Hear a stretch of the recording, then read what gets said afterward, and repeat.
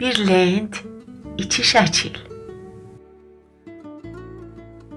Atam istəyirdi özünün şəkilini çəksin. Mən isə atamın yanına gedib dedim: Atacan, mənim də şəkilimi çəkin.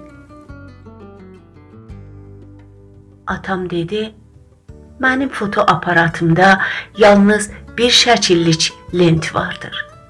Bir lent ilə iki şəkil çəkə bilmərəm. Mən çox üzüldüm.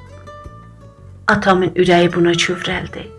Düşünüb daşındı, məni təpəm üstündə başına alıb dedi: Yaxşı, tərpənmə, səndən bir şəkil çəkim. Atam həmin bir lent ilə mənim də şəkilimi çəkdi, özünün də. Elə ki şəkili çıxartdıq, atam mənimlə özünün şəklini qayçı ilə ayırdı. Atamın da özü üçün şəkili oldu, mənim də. Atam öz şəklini gördükdə çox sevindi. Onu qaba saldı.